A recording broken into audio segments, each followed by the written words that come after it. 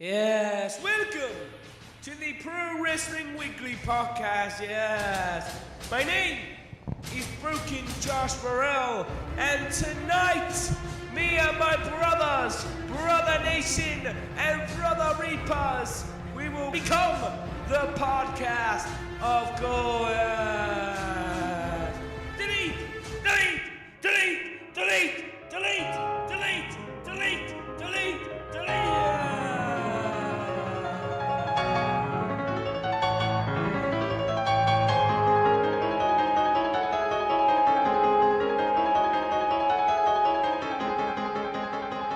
Welcome, guys, to another episode of Pro Wrestling Weekly. I am your host, Steve, also known as Steve the Reaper. Follow me on Twitter, which will be in the link in the description down below. Sorry if you hear any background noise, as always, and let's get right into this podcast episode. So today's episode is going to be our Backlash predictions among two other topics. But I am here with the Wolf Pack. First, Haydn, Fox. It's good to be back as always, and well done for saying your tagline. I know. And then we are... Wow, I almost botched up a line. Whoops. Also joining us, Josh the King Morrell. We should call it PWM because it's kind of becoming Pro Wrestling Monthly. But, hello, I'm here. Of course, I'm always here. You know, I'm putting up the 365. Yeah. There you go. So, it's going to be a pretty small podcast time-wise, I'd like to think, with the only few topics that we have. And I'm doing this a few hours before I actually have to go to prom, so it's going to be interesting to see how well I do and how focused I stay in this episode. So first... So, Steve's finally getting out of the jailhouse. Yeah, yes. Man. Oh man, I have coffee coming too. It's about to be ridiculous up on this podcast. But the first topic on the agenda, that sounded very professional. There was some headlines a couple of days ago in regards to CM Punk getting an offer for $1 million to wrestle at 5-Star Wrestling in their tournament. The reports had said that CM Punk didn't get into contact with anybody, but the company had tried sending him emails. The Young Bucks even invited him, so it's kind of interesting to see how this is all going to pan out. But what do you guys think about a possible CM Punk return to wrestling? I'll take it from here. I was going to go first, but you go ahead. Now, as much as I'd love to see it, especially since I'm going to one of the shows, I think his heart is more in the martial arts stuff. He's financially secure as it is, so I don't think money will get him back into wrestling. Now, I would like to see it, but I don't think it's going to happen. I doubt it. Well, I've got a different take on that, but yes, I do agree that he's hearting more in MMA and UFC specifically, because I don't know if Dana White's going to downgrade him, because that was the talk, but then I know it's more MMA, but hear me out, I don't think personally it's going to happen, but I'll coin a term from a wrestler, very well known in the 80s/90s, everybody's got a price. So, I think for the right... I don't think $1 million's enough, to be honest with you. Which, in fact, is not $1 million in British pounds, as many sites have obviously claimed. It's about around £700, £1,000. Whoops. No, we're not... The currency's not that good. But, yeah, so... I'm sure, but... I think if it were to happen, I don't know if Survivor would have had it in 5-Star Wrestling. I would have preferred it in a company like What Culture or even Revolution Pro, or because they had ties with New Japan Pro Wrestling, so he could possibly go to New Japan if he wanted to, or a freelance deal with Rev Pro. So if he wanted to get into the UK indie scene, I don't think 5-star wrestling is the way to go, to be completely honest. But that's just me. One, 5-star isn't that well known, shall I say, compared to some of the others. And two, following the everybody's got a price, how much would, say, if he accepted it, if he didn't accept $1 million, how much would he accept? Going off that tagline. I think 2 million. I don't think he's that greedy, but don't forget, you've got airfare for him, his wife. I know it's not that much, but you've got to factor in all these costs. So you've got hotel costs, you've got visas to pay for, working visas, because you can't go in to the UK without a working visa, especially if it was Punk's case. So that would have to be dealt with. Making sure passports are up to date, making sure, because Punk hasn't flown anywhere since, not like worldwide since 2014, obviously since he left WWE. So everything has to be covered. Obviously, health insurance, to make sure he can actually go into NHS hospital without complications, and his wife as well, and family if possible. And then he's got to wrestle. And I think Punk wants to come back to wrestling, not WWE, completely not within 10, 15, 20 years, if he's still healthy. I don't want him going into, if he does come back to WWE, I don't want him unhealthy. Of course, WWE wouldn't let him back unhealthy. But, yeah, I think there's a possibility in everything. So I'm going to remain positive and say maybe. But whether he does, I don't know. Fair enough. Me personally, being a pretty big CM Punk fan, the man that got me back into wrestling solely based on a storyline with The Undertaker, I hope that he returns to wrestling in some form. Obviously, I'd hope that he returns back in the WWE at some point, because we've seen guys return that have left on pretty foul notes, to say the least. And everybody has a price, like you said, and I'm going to coin another term that is used in WWE: never say never. So, at the time... That's a double negative, by the way. What did you say? It's a double negative, by the way. Never is a negative word, and you've used it double, so you know, it's a double negative. Okay. But you just heard thunder. Make a positive. Oh my fucking god. Just heard thunder. Oh, nice. No, that's not good. It's very close. Oh dear. My electric goes out, that's what. At the time of recording this, tomorrow night is NXT TakeOver Chicago. Now, I couldn't find the match card for it because nobody posted a match card. There's only one match of interest across the board, in my opinion, and that is the United Kingdom Championship, where, correct me if I'm wrong, it's Tyler Bate versus Pete Dunne, and Jim Ross is commentating. So, that's awesome, all around. Yeah, definitely. To first say, obviously, me and Haydn are biased because we're British, old Blighty and everything like that. But this match, obviously, was contested in the UK tournament a couple of months ago.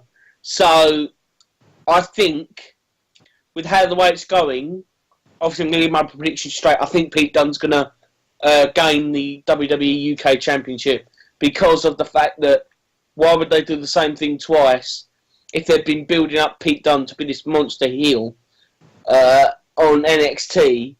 And obviously we've got, well, I'm dating this episode, we've obviously already have, but the UK show even premieres in 30 minutes in the UK anyway. Apparently they're shutting it off for UK or something, US, I don't know.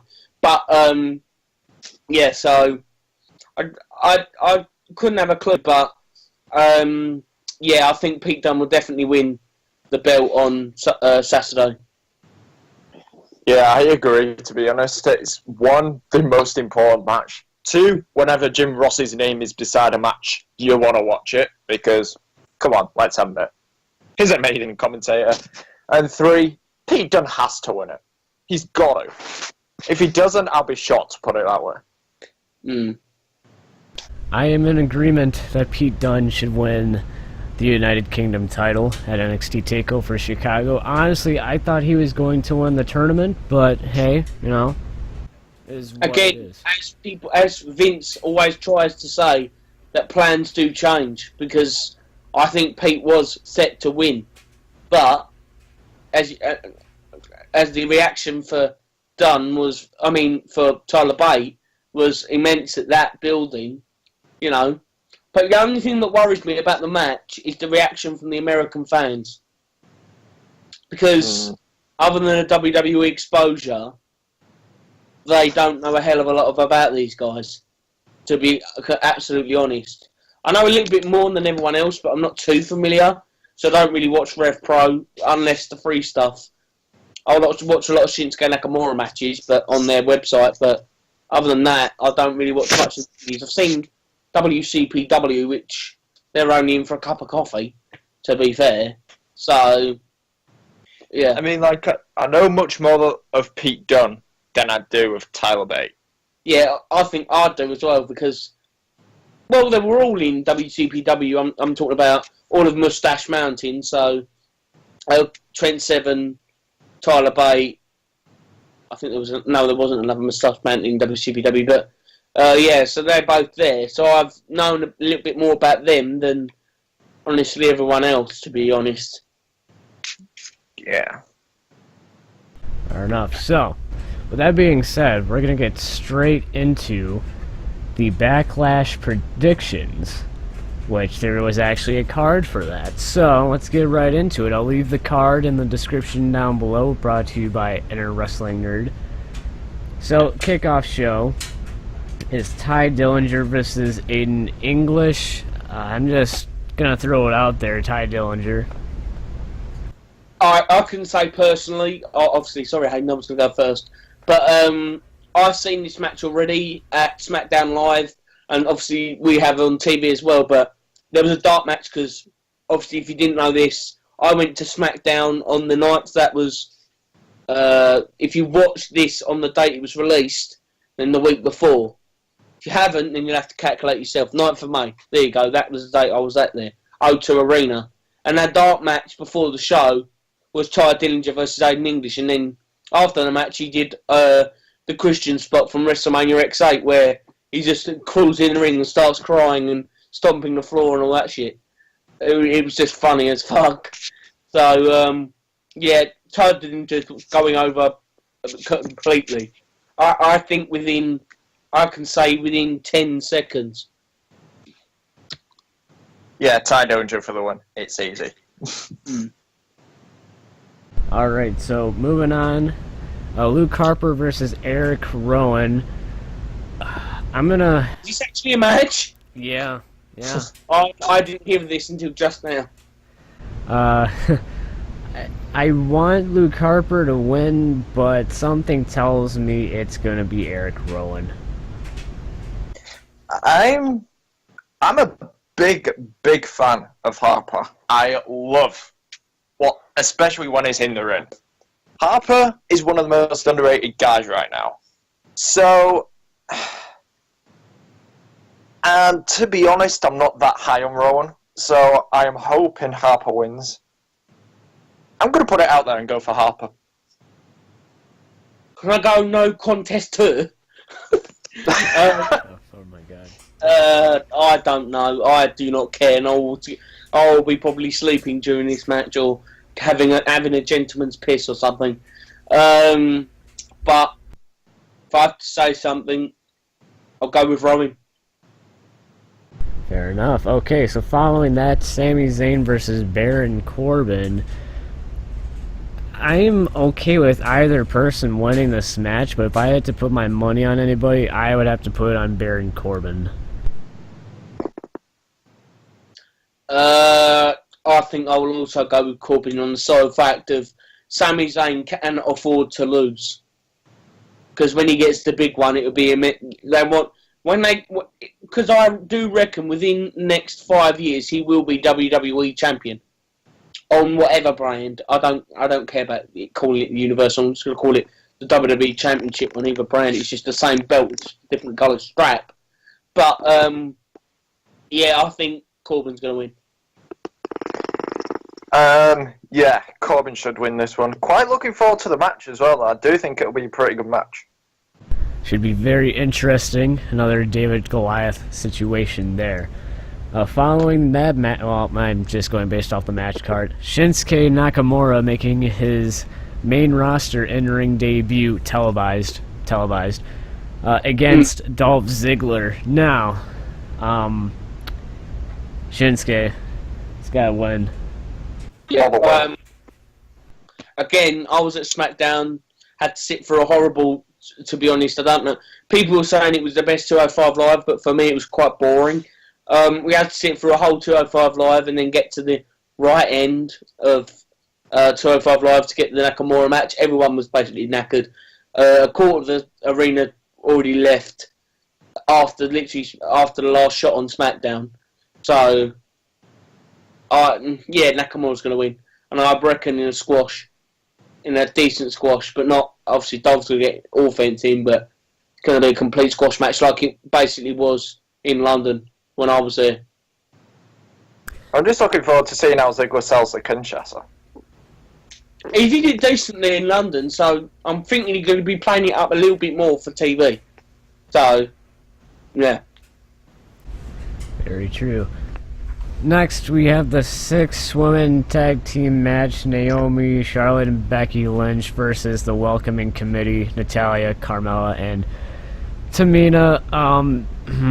Don't really care much for this match, but if I had to just take a guess, I would have to say Naomi and Charlotte and Becky Lynch win, with Charlotte turning heel after the match.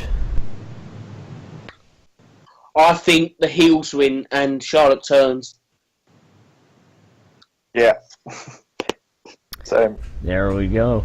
SmackDown Tag Team Championship, the Usos versus Breezango. I'm going to go with the wild card here. I'm going to go with Breezango. Usos will play every day. Yeah, wild card to be honest, Breezango. 12 days, you're getting smashed in. 12 days!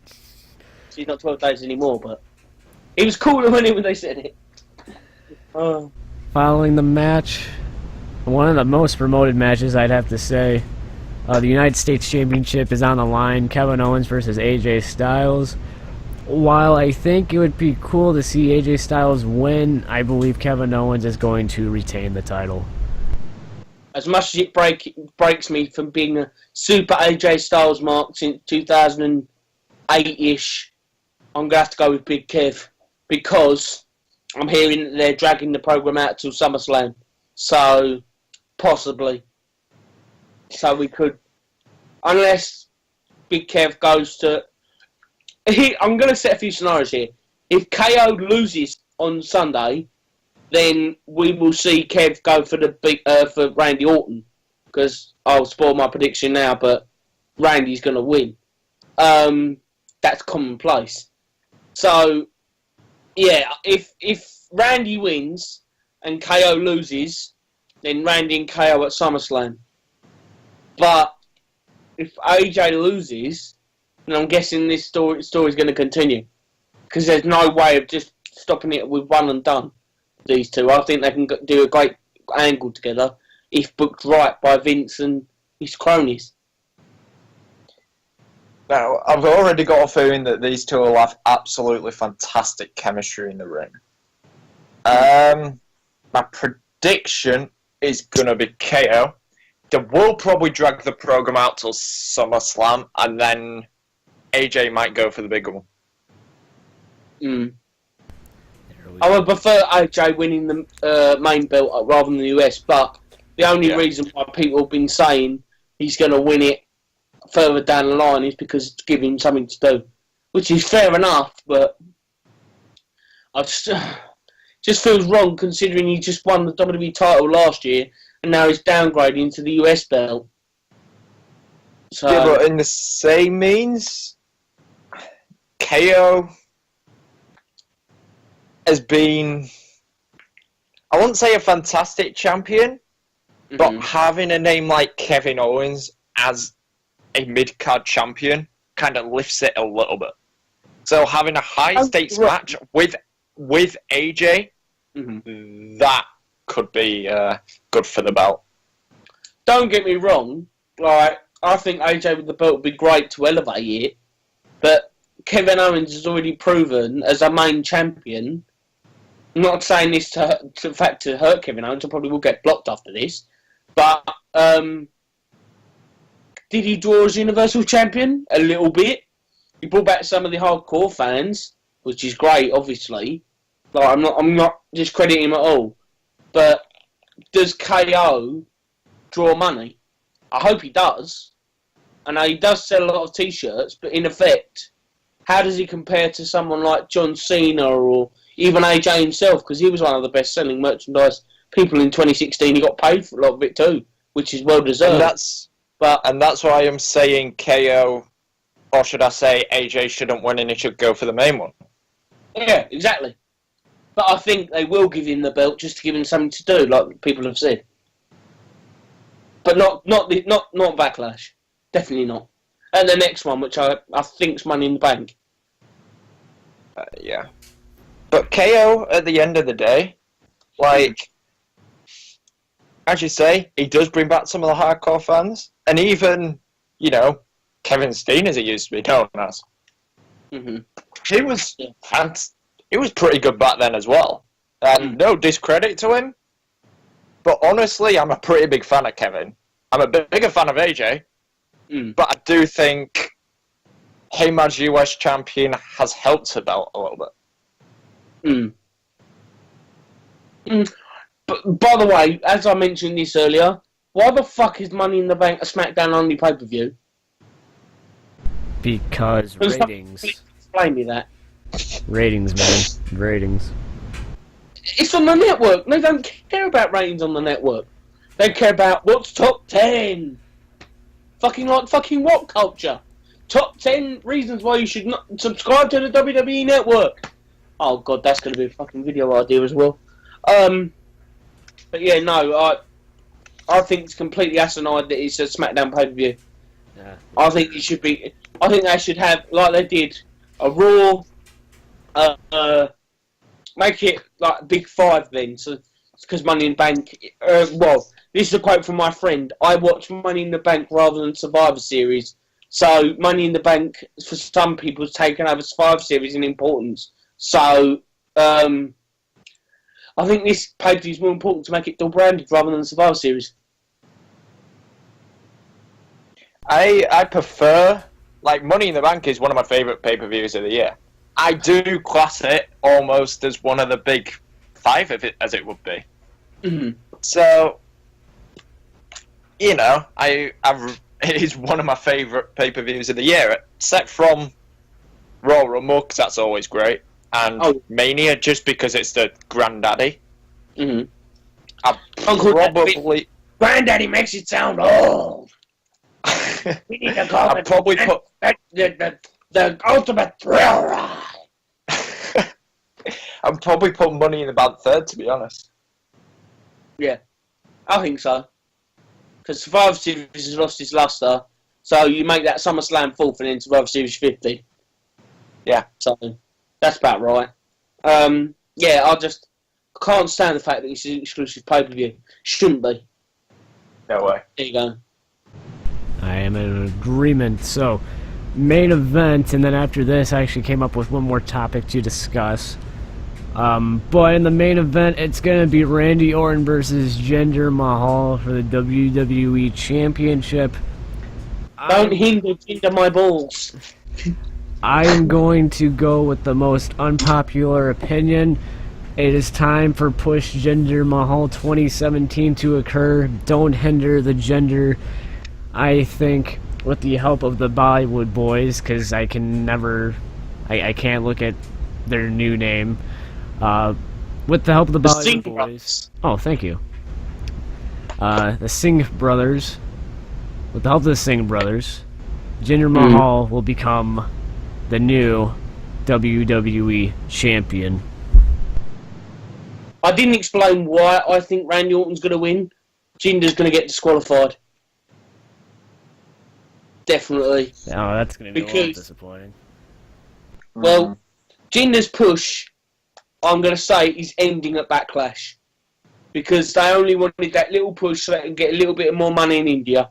That's it, because they were in India at the time of Jinder's starting push. So they needed to have a big push to announce that new show, Walla We Are, something like that. Sorry if I've offended Indians, but I can't pronounce it because I'm Essex.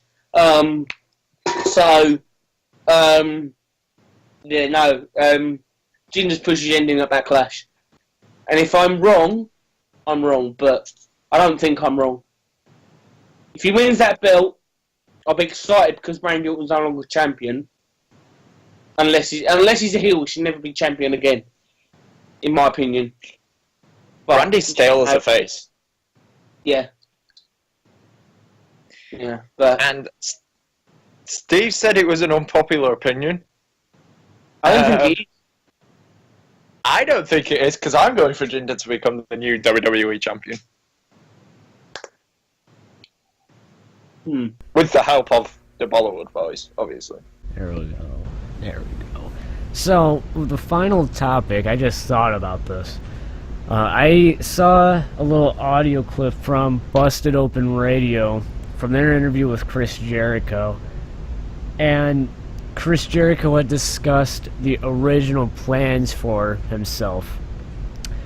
Apparently, and I think a lot of people were kind of predicting like this as the original plan, but Chris Jericho was going to take off the Universal title off of Kevin Owens at Mania, and then he was going to drop it to Lesnar at some pay-per-view.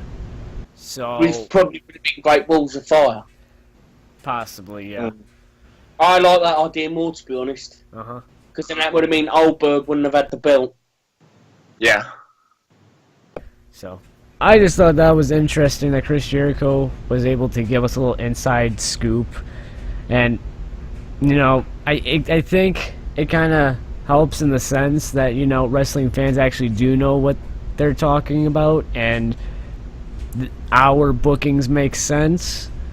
And WWE either tends to go against the grain or does what they think is best for business.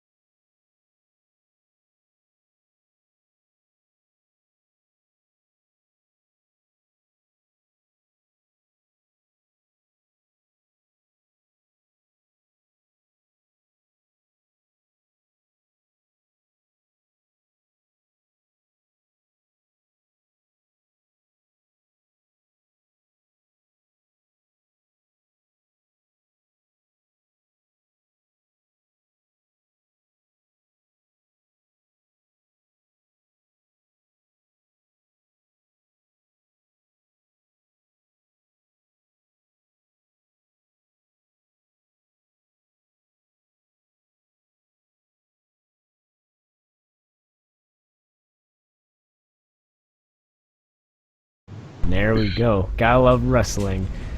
So, like I said, guys and gals, this is going to be a short episode.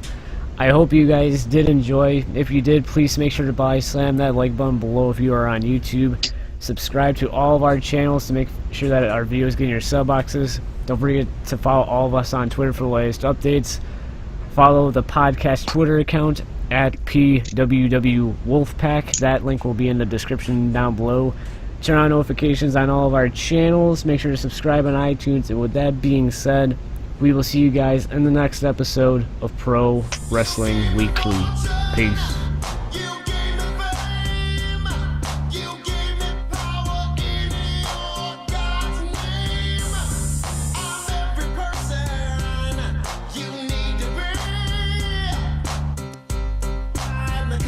Person